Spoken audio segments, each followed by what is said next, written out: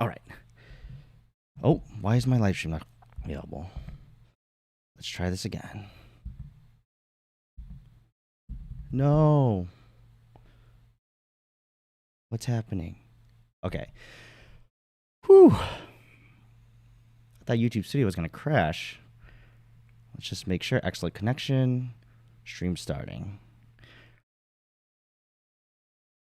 Oh, am I live? Oh, well, if I'm live now, thank you all for joining in here. The live stream is starting.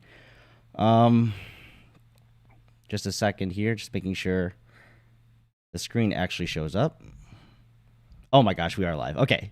Sorry about that. I'm not sure what I said and when it started streaming, but hello there. Thank you all. Thank you all for joining. Got the chat up here. Got a kind of busy schedule today. Oh, thanks, Charles. Yeah.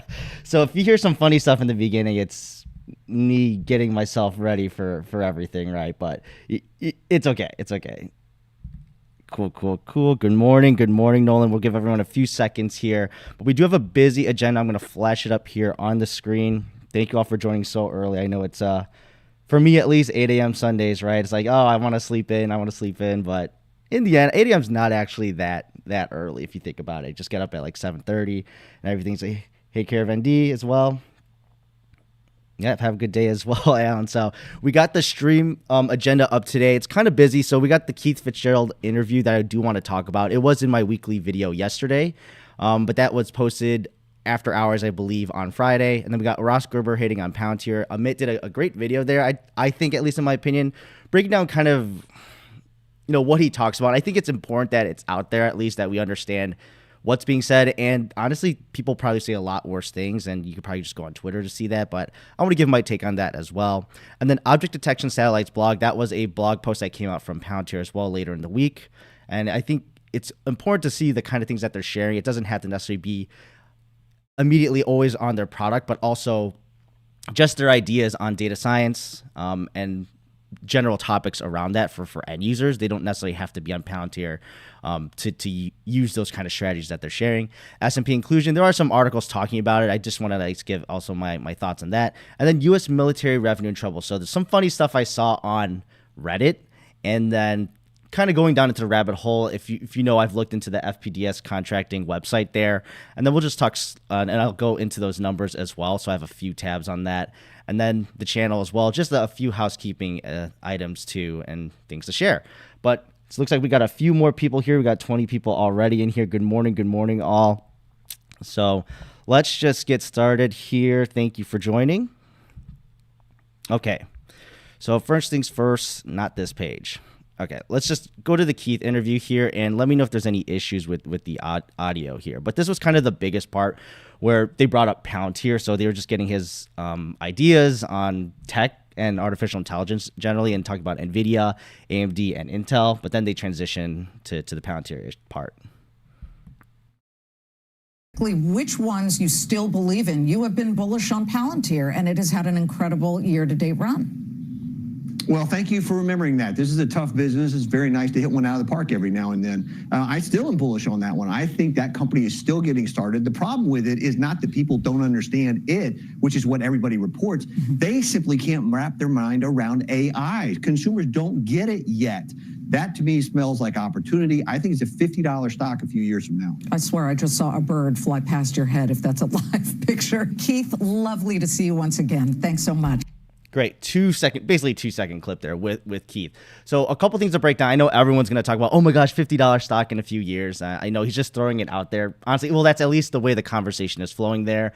And honestly, it's not, thinking about it, right? If you're saying in a few years, depending on, I guess, your outlook for Palantir, and of course, I'm more bullish on that side there. And depending how government contracts play out, especially with larger ones, and then also the commercial aspect, we're seeing that budding kind of growth in AIP that we're seeing. So if we see a continuation and actually an acceleration of that, of what we're seeing now, I know I keep referring to that number of 140 expected in November for AIP boot camps, but then getting 200.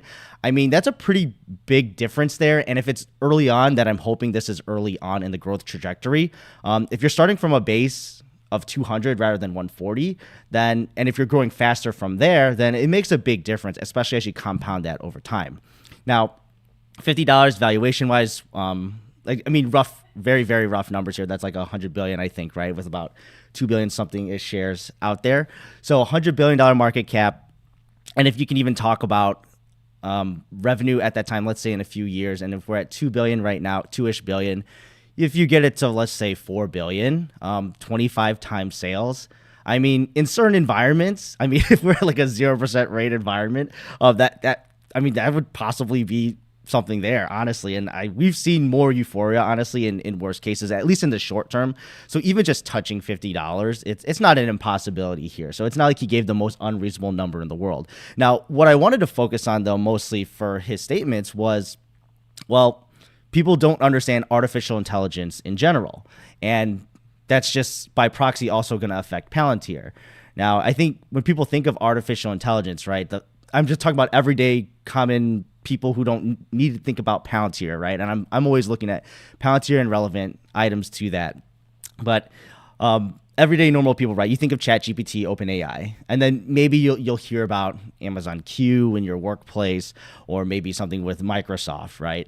So that's kind of the interface right now. And then, of course, like the image generation, video generation, and things you see in entertainment side of everything. So artificial intelligence at the enterprise, right? Chat is going to be an aspect of video creation, content creation. A lot of that stuff is going to be affected by this. However, I think what a lot of people don't necessarily think about is the unsexy stuff here when it comes to automation and artificial intelligence in kind of figuring out processes that can be automated, automating things in a different way, or the best way I would say is that it's finding the least resistant path there. So artificial intelligence is more of like, I think of it as like feelers out there, right? You're kind of getting to the edge of processes. And if you have a process that can be eliminated but achieve the same goal, that's, I would say, ultimately the best outcome there, because you're completely removing something. So basically, you don't have to put any effort into it. And then if you get the exact same results and say that you get the same quality as well as auditability and things like that. So if you think about that at an enterprise level, that would compound across any industry. You remove one person from this process at a company A. Now, if company B sees that, implements it over time, well, they'll do the same thing. And then across an industry, that can end up being hundreds, if not thousands of people. And then the contributions of that can also grow as you expand it to similar processes in different sectors. So I just wanted to give that kind of high level view of why people don't necessarily understand artificial intelligence. And that's fine, because it is going to take some time, and actually to do it responsibly too. I know Palantir is a big proponent of, we're going to enhance human productivity, not necessarily replace them. But we know in general, and I'm afraid of this as well from my own job, working in the knowledge work, a typical working with data in healthcare. I don't think it's going to be the first thing that happens in with even 5 years, but it is something that I would be worried about for the long-term prospects of the transformation of artificial intelligence in job markets, where there's going to be much more automation in different aspects, and things that you think are human necessary, it might just be needed only for oversight purposes, but not actual use cases of me performing an action. So that's the really big thing from this interview here. And I know a lot of people see the sexy headline of $50 per stock, but that's my thoughts on that for now. We'll see if Keith comes out more. He is pretty active in giving interviews, and it looks like it's also with Fox Business. He does talk a lot here, but he's obviously a big Palantir bull here, so nothing new in that side of things. Now, back to the agenda as well. So we have Ross Gerber hating on Palantir. I know a lot of people have seen the video too that Amit put out, and he does say some wild things, and I will play those as well. I just have Amit's video up because it's much easier to get that here. There we go. So there's a couple interviews that he talks about. I'm just going to do the couple ones that we hear. So let's do this one with Mr. Lee. Hold the data or sell the data. They're just servicing their clients, the government's own and collect the data, hypothetically. Isn't that what the German soldiers said when they were burning people? that Hitler, they were just doing a job. They had no idea that they were burning humans. Okay, so he then goes on to talk about how Palantir. Okay, you got to start with the crazy stuff first. Yeah, I mean, that's a very interesting analogy to utilize. And, I get it, right? Especially if you're done well in your life, then sometimes you don't really care what you say, or if it's kind of like an FU moment, like you can't touch me. But that's an interesting take, I would say, at least to compare the data practices, or at least the reputation that's made public, and people think about Palantir to Nazi Germany. Now, I'm not saying it's an impossible analogy to use. I mean, by any stretch of the imagination, you can tie, I don't know, anything together. But in this case, I think that is misguided, at least for Ross Gerber's comments, at least, to refer to that specific use case there. He could have used other ones, honestly, and even if they are still extreme, I'd say for like the Palantir analogy, let's say that you use, well, I guess you could just talk about the specific German units as well at the time, like the Gestapo, but anything. You can even talk about, I guess, the USSR, right? There's some form of surveillance. And we know that actually happened in the United States as well with the NSA, especially during post 9/11.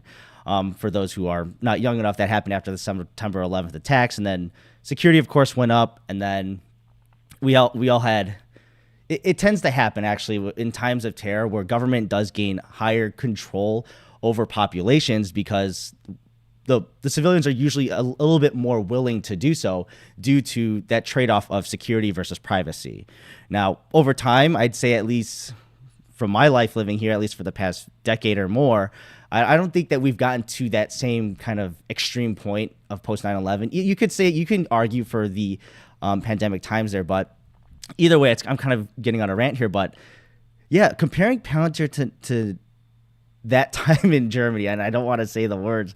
I'm not sure how YouTube reacts to that, but I think that was just very extreme to do that, because if at least you go by what Alex Karp says in his interviews, and then saying, there's the at least from what they're saying, even if you can't verify it yourself by using the platform, at least they're trying to make an effort to say of the balance between privacy and security and being able to have auditability. So that's completely different than just rounding up people and doing the worst, right?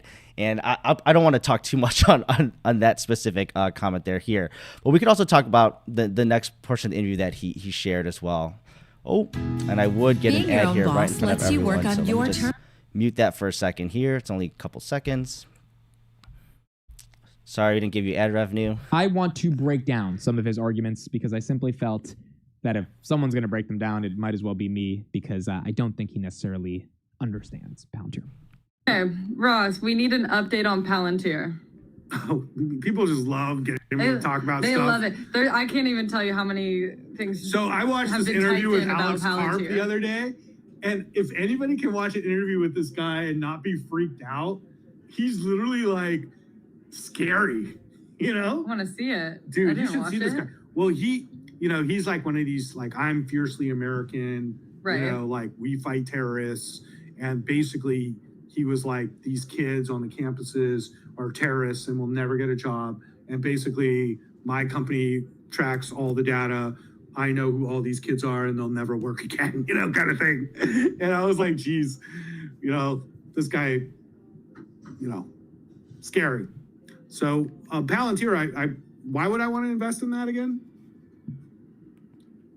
I don't know. I mean, they make softwares for companies. Let me see if someone listed. I think they make software for companies and people to be tracked.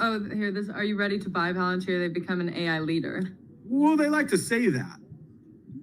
But their application is a government application. I know there's got to be more comments on Palantir. I'm trying to scroll No, for it's them and definitely see what the other people AI say. play, but it trades at a very high multiple. They don't make money, and the insiders are constantly selling stock. I mean, if you want to see insiders making money, look at insider sales at Palantir. So whenever I see that, it's always a warning sign. Right. So Palantir guys are just cashing out left and right. I don't know if you noticed that.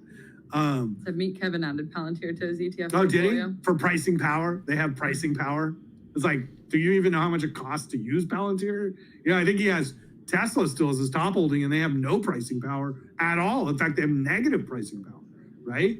So it's like, who has pricing power? It's NVIDIA. Okay, so just concentrating on the Palantir portion. So I think what probably stands out the most from people who observe this was at least the insider selling part here. So can't get around it. Insider selling happens. It's been happening, at least when we saw hitting the $21 price here for Palantir.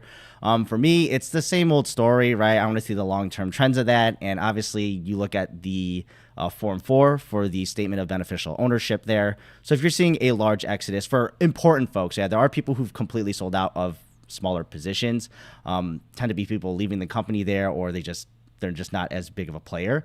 However, I think watching out for the Shyam Sankars, the Alex Karps, Stephen Cohen's, seeing the remaining holdings there, if those millions of shares are going away very fast, then I would have much more issues with that. But it's more of a long-term trend to look out for here. Now, when he talks about, I guess you could say the way that he explains his understanding of Palantir, you can't necessarily blame everybody for not knowing. I mean, obviously this channel is completely focused on Palantir, mostly on the business side as well, but also talking about the stock and the financials a bit there. But yeah, so I guess you can't completely blame them for not understanding Palantir's business and just thinking they're a government. I guess you could say, yeah, if you're going to look historically, right, the majority of their time was serving the government here. However, in non-military applications, because when people think of government and spy, they think of, oh, military applications, intelligence, right? Now, working with the NIH, and I'm going to also point them out later when I talk about government revenue, but also they work with the Veterans Affairs. You could think of that more as a healthcare side of things as well, U.S. State Department. There's a lot of things happening there for Palantir and growth prospects that I think a lot of people don't really understand. And it's just the applicability from transitioning from that military side of things to non-military side for government, and then as well to the commercial side. And they've had long-standing partners with big oil, of course, with BP, and that was a famous interview there, of course, with saying, oh, the 1% and Palantir, but also many other big partners that they shared throughout their AIP cons as well as in press releases. So I think there's just a really big disconnect here. And not everyone has to be a Palantir bull, right? But I think when you don't necessarily understand a company, it's kind of funny when you have this big, very strong emotional kind of feeling against it that, I don't know, it's just very odd to me. So it sounds more that it's about values and alignment there, and it's probably political as well there. So that's kind of what I wanted to bring up for Ross Gerber's kind of stuff here. And I know, watch Amit's video there. I know I did skip an ad, so sorry, you missed out on a few cents there. But yeah, check out the channel as well for the full commentary from Amit there. Now, I do see a few more folks have joined. For some reason, I'm having a hard time navigating, but we got the agenda. We already went through the Fitzgerald interview here. I gave my thoughts on that, and then Ross Gerber here. Now, we're going to get a little bit into the weeds with the object detection satellites blog here. It's not going to be too in the weeds. I'm kind of just going to summarize most of it, but show the importance of what Palantir shares on their blogs. But taking a look quickly at the chat, we got a few more here. Oh, yeah, thank you all for joining. Good morning to everyone. Oh, buongiorno, yes, good morning. Yeah, we got a lot of folks here joining. Thank you all. So let's get back to it here. So like I said, we're going to look at the object detection satellites, so get ready to sleep for some of you. Exit the full screen. Cool. So I won't go too into weeds here, but they released a blog post also about a day ago. I think this was Friday, actually. It's called Transfer Learning Object Detection and Satellite Imagery. So the reason why I wanted to at least briefly talk about this is, so Palantir shares a lot of important things on their blog posts. A lot of them is their stances, certain things with policy in regards to AI. That's kind of a few articles already have been there in recent time, as well as demos and kind of explaining different pieces of that in a written form, because, you know, everyone has their different way of learning, or you only want to reference certain parts. You can find the things that you care about, of course, in a blog post, and then reference the video when needed.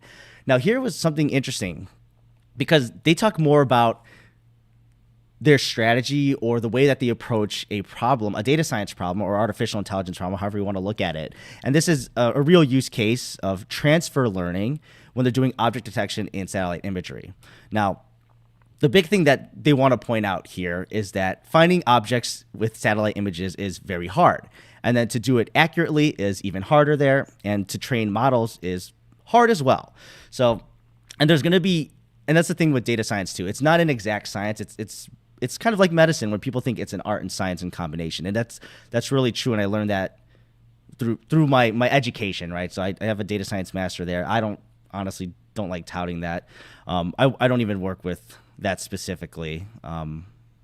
Working more with the data side of healthcare, but either way, on the commercial front here, they just say models are often the critical component for emergency response coordination in natural disasters. So the stakes are high when it comes to satellite detection here. So they wanted to set that up in the beginning of the article here.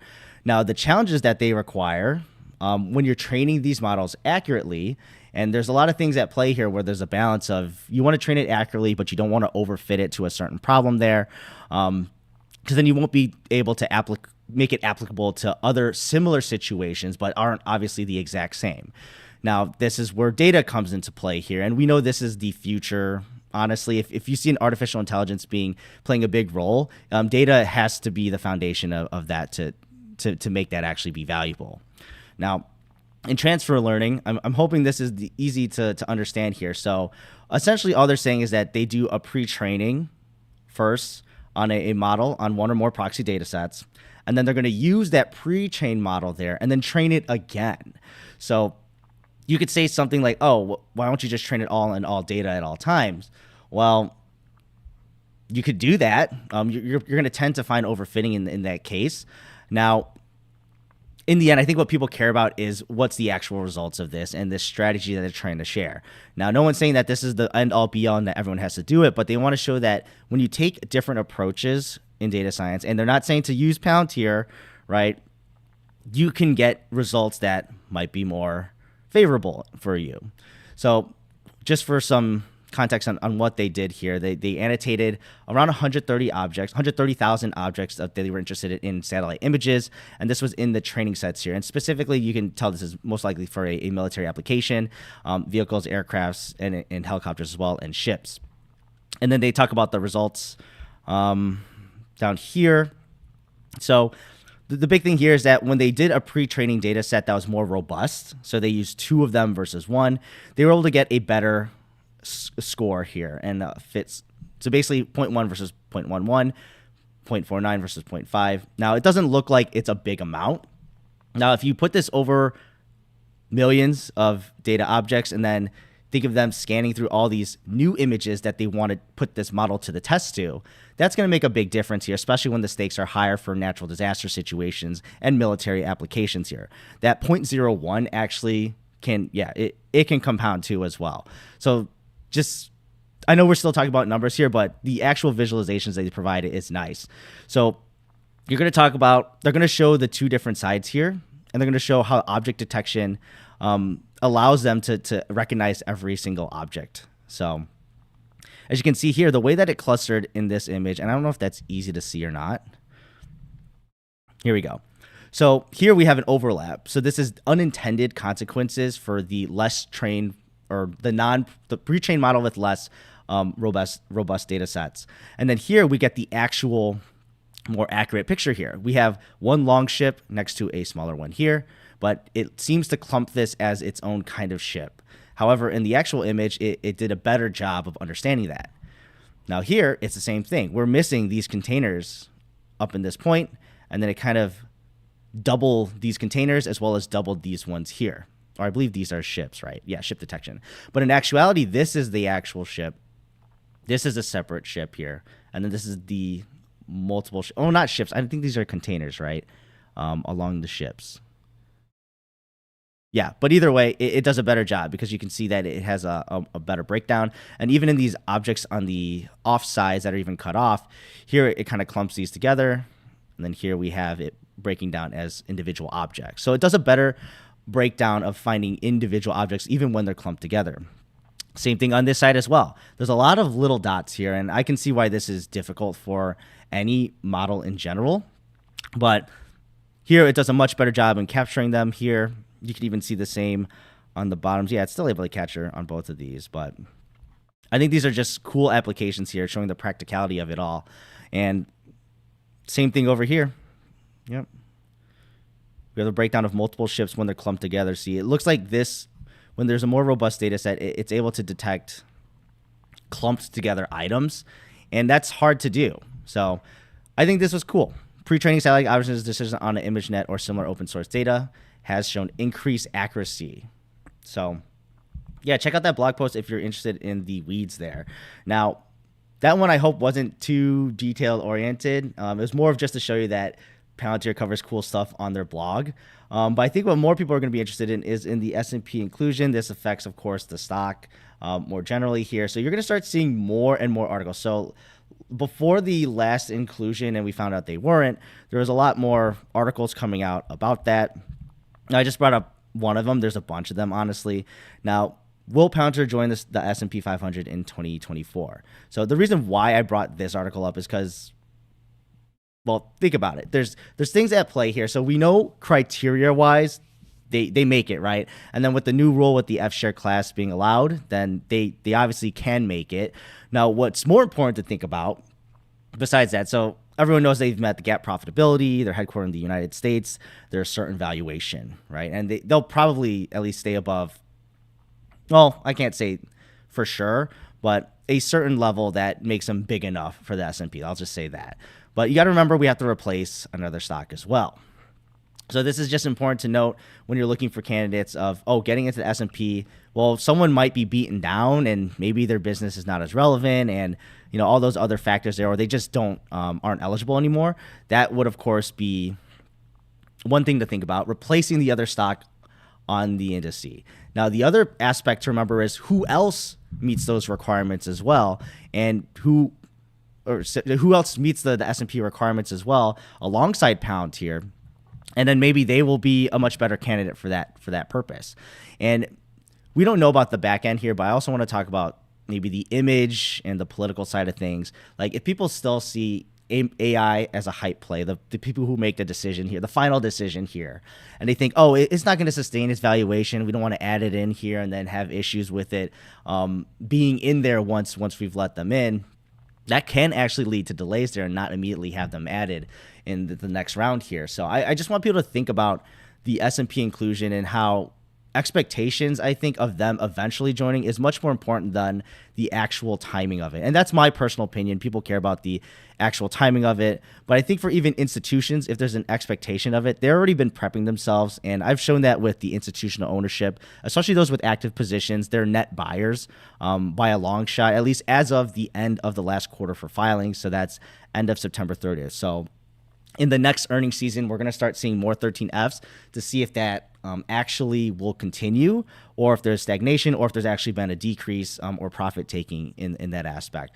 But I think a lot of institutions establishing positions for the reason of just S&P inclusion is going to happen there. So you could already see that the effect of S&P inclusion is probably in play. It still may be a nice event to happen once it's announced. However, I'm not going to say that that's when everyone's going to start buying, because they've already started doing so in the process and preparing for it. And maybe they'll just be finishing up what they need to do so. Now, we all know what the benefits, of course, would be. So we know institutions needing to buy them, put a part of the indices there. And if you have any S&P kind of product, you need some sort of balance with Palantir, right? Now, you could say the majority of it is still going to be like the Apples and the huge $1 trillion companies there, but you still need, if over a bunch of different products there, you still need to get some shares of Palantir, and that does add up. Now, the qualitative things, stamp of approval, right? You can say we're in the S&P. This is awesome. Great for marketing for Palantir. A nice way for customers to also feel some sort of stability. Like, if we buy a product from you, you're not just going to go bankrupt. Well, I don't think anyone would think that if you've seen their balance sheet. But you're not just going to go away here, or we'll have to replace you anyway soon because you're not going to be a long-standing product. So S&P adds to that. Great marketing point there. But they also put in the article here at the end, at least for them, they're saying the stock is expensive, but it can ramp up profitability, grow the top line. Shares should move higher, especially if it gains S&P admission. So they talk about that fine. That's the stock aspect here if they get added. And then they still talk about valuation, which is important because, like I said earlier in the points of, do people think Palantir is riding this train, or are they just going to go right back down afterwards and kind of have to put them in a weird position of, why did we add them to the S&P? So there's a lot of things to take into account when you're thinking about S&P inclusion. For me, the majority of it is that, expectation is already there, so the action's already being taken. Now we're just getting to the little itty-bitty details at this point of when it's actually going to happen and what's the actual effect going to be once it's announced. But the real driving factor has already been achieved of eligibility. So thank you for my rant there on S&P inclusion. Now, the most interesting part here, and this one is kind of a funny story, so it's going to be one to follow here, and I know there's going to be some speculation involved, but there's also hard data as well from the government contracting here. So I'll show you a couple trends, some positive, some negative here. Let me just bring up the chat really quick to see if anyone has any questions so far. I Thank you all for joining so far and bearing with me. I know this one's a little bit more tedious of a stream. So let's just get right into it here. So first, we're going to start with our beloved, most reputable source, Reddit, right? We got these users putting in their own hot takes here, which is fine, honestly. And sometimes, you get some nuggets here. It's hard to verify, but it's interesting to point out. So I think this one has kind of been trending a little bit. I think I saw it on Twitter, but I actually didn't go to Reddit to look at this, but someone apparently threw 1.6 million and they put like the funny reason why, because of Carp looking like his grandpa's hair, stuff like that. So, but what I found interesting, there's going to be very strong opinions on Palantir. And one interesting comment came up, and they put a few here. Oh my gosh, why can I not find them? Let's see. I think their name had problem in it. Yeah, something like this. So apparently this user works with the Air Force and Palantir's products there. So essentially they're on the other side. They're saying it's a whatever product. It doesn't matter. They're surprised that people care about it. They say end users don't like it. And that's an interesting take there. I can't verify it, obviously, myself. And I mean, unless he wants to give revealing details, we can't necessarily take everything as fact here. But it's still interesting to see here. And they do go into a more detailed post. Especially, now this is the funny part too. And I think this is them being on a data science pedestal. And I hate this kind of stuff here. And they kind of destroy their own argument in a funny way. But either way, he's saying, I can do everything that Foundry does with tools. And that is true. There's a lot of tools out here that data scientists can use if you're versed in them and then making them work together. However, they kind of defeat their own purpose here, saying Foundry's big selling point is that data scientists don't have to be programmers to do what I can do. That's it. And that's kind of the point here, actually, of Palantir. And AIP is going to actually accelerate this more. But even with just Foundry here, if you're a company, do I want to hire more data scientists? No, I do not. I want to hire enough data scientists to do the very hard technical things that need to be done. I want to hire someone maybe with less skill set needed, or even regular business-facing users who don't need that technical background in order to make business-driven decisions to do so. And that's really the big point. He pointed out the main value proposition as if it was a bad thing. I mean, yes, it is a bad thing for his job, and it's a bad thing for my job as well. If you can have less technical folks be able to do what you can do. So it was just funny here that he pointed this out. It kind of defeats now the whole ethos of this, because their motivations now. But I think what was more interesting, and they're on that data science pedestal, and no hate towards this person, don't do anything like that. It's just interesting that they defeated their own argument. But further down as well, I think I expanded these. So they talk about them working with the Air Force and Space Force as well, and they don't see Palantir getting a renewal here. They say it's not bad. They're saying it's a whatever product here, steep learning curve, basically not easy to use. We've heard these arguments before when it comes to Palantir, and it did make me want to look a little bit further here. So please just remember, this is just a random dude on Reddit. I don't know this person at all, but if we go to the federated data platform, so a lot of this, I think people can do this themselves. It's very simple. And please note, this is not a website you'll get a virus from. It is a government website here, but it does look like it's from either the late 90s, I'd say, or early 2000s, that transition period here. But amazing tool here, right? Essentially, all you need to do is just look up Palantir. It's going to bring up all the different contracts that have Palantir in it. It's a simple search tool like that. You can sort by whatever. This is very hard to use if you want to look at individual contracts. Just download the CSV here. And that's what I do. And essentially what you can do from there, if you have a CSV, you have a data set. You might need to clean it up just a little bit here. I do note that even their date format is kind of funny. So I think it's text-based. But either way, I just extract the right for to get that year here, just so it's a little bit easier to do some analyses. So if you saw my earlier video in the week here, talking about the Army contract as well, I do have this up, but we're not going to go into this in detail today. But essentially, you could look up the exact contract ID here, and you can find out all that information. What was paid when? These are action obligations here. So it's not necessarily they won a contract. It's when they're paying out the contracts, just so you're aware there. But that helps tie a lot of the loose ends when you don't get all the media coverage on every single renewal or option being activated there. And we saw that with 2023. So the last time I saw an action obligation, and the last time we saw like a headline regarding the specific Army contract they just won for that $115 million renewal for Vantage. We saw that in late 2021. December being announced here, but we didn't see any. I couldn't find anything at least easily for December 2022, but money was still flowing to this exact contract ID here.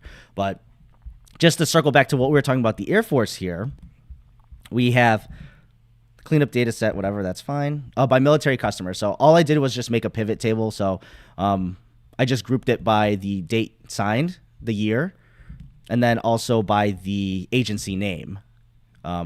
Over here. So you'll have the breakdown. And then I did additional filters for, in this case, military or intelligence customers.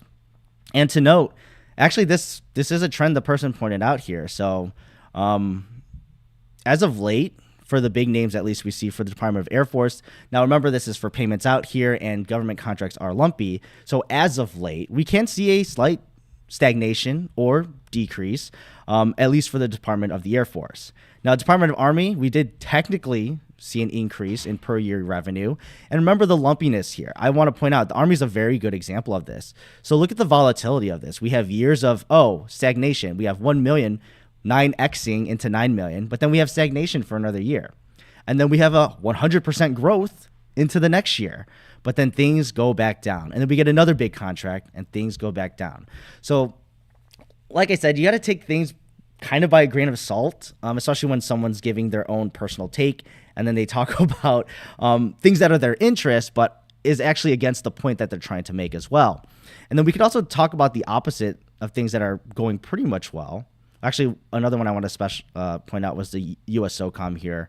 So at least for 2023, we are seeing a slight decrease in the revenue here.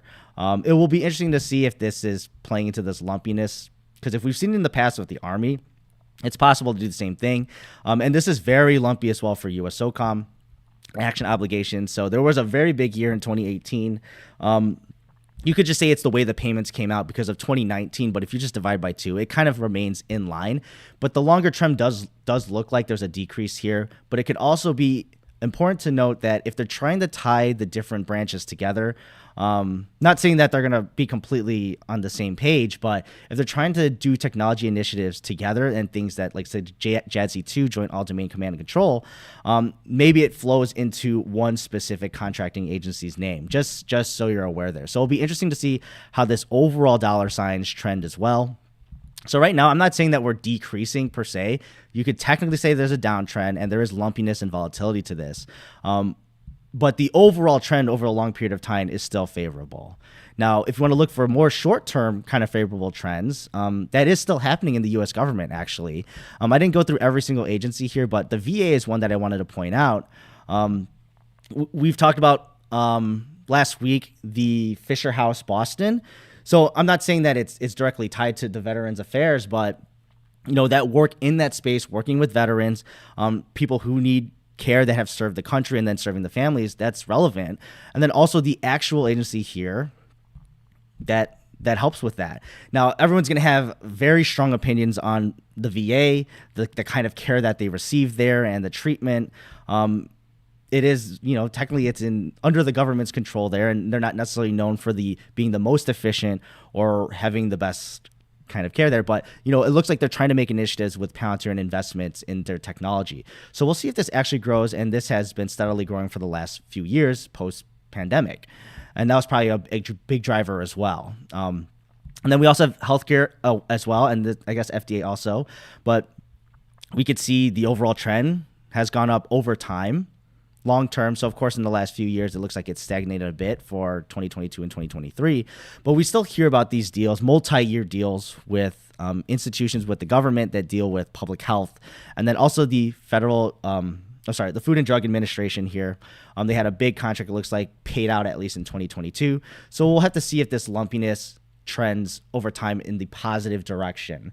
So the big story here, honestly, is when you see comments like this, I'm not saying that you have to say it's all lies, right? And this could all be certainly true. And maybe if from the individual end user perspective and the group around them, they have these feelings, but you can't necessarily say because they said that this is fact and every end user hates it in the Air Force. Like, that's silly.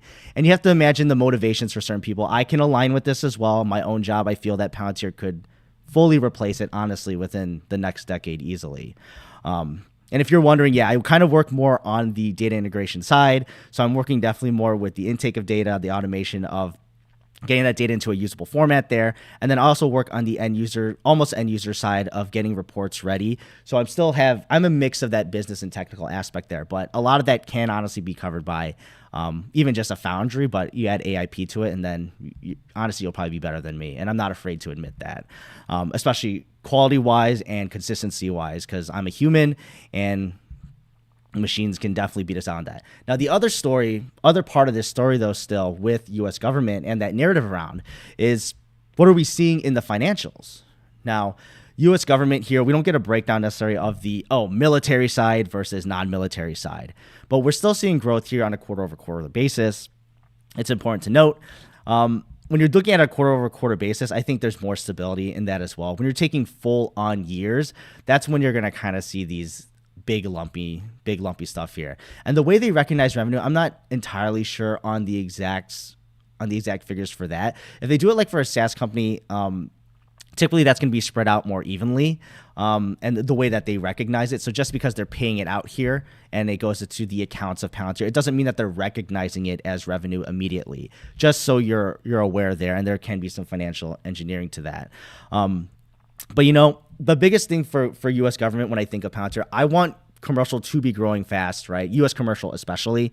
U.S. government, we know the lumpiness. Alex Karp has talked about this. I expect this more to be, as long as it's positive trending over years, this is where it's probably more important to look at the macro picture rather than the micro picture, because we know about the larger projects for the Army, and people are very excited for the first quarter to see what happens, especially around the Titan program and them competing against RTX or Raytheon for those who know it that way. But this is just my perspective when it comes to that, and it all stemmed from these Reddit posts. So I know a lot of people talk on Reddit, and you guys probably scroll through it, and then the interesting, more trending pieces, you'll see people get into the comment wars there. I'm not too active, honestly, and you could tell this is some random name it gave me, overall technician 467.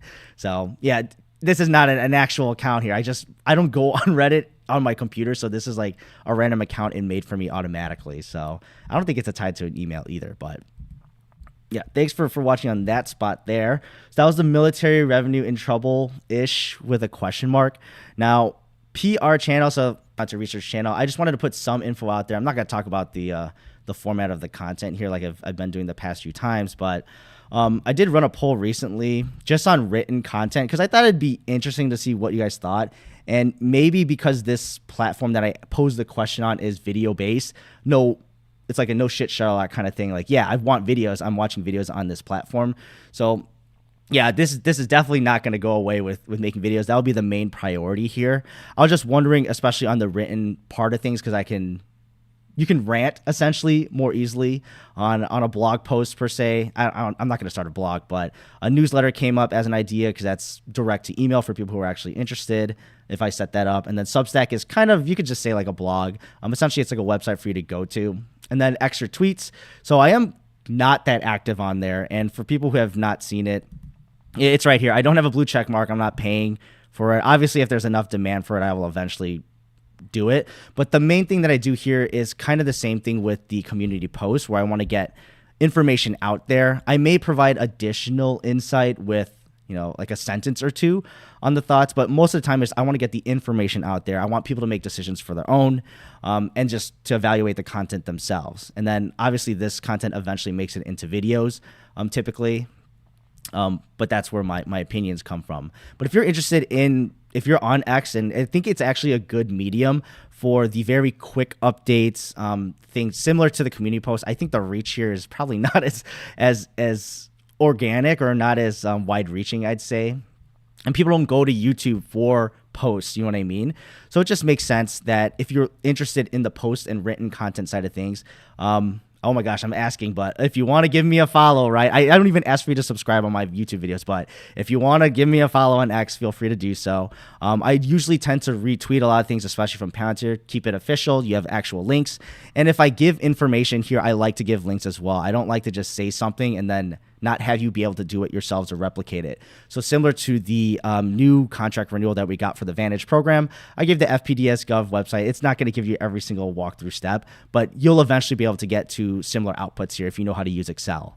And same thing here too, right? I think I saw a lot of folks share the text here for the Vantage contract renewal, but for some reason I didn't see the link that much, so I wanted to make sure I did that. So if you're into getting the news as soon as possible, I'm going to try my best to be on X a little bit more here and post it out. But I really wanted to make sure you guys knew about that, especially if you care about the YouTube community posts, because the platform's not designed for that. So, but yeah, let's just take a look at the chat here. I know we have a lot of folks that were just listening to me to rant, but thank you all for joining me. I know I always start these early on a Sunday, but glad you can join it with me here. Oh, we got Adam in the chat. Thank you for telling everyone to hit the like. I wish I saw that here. Check out Adam's channel.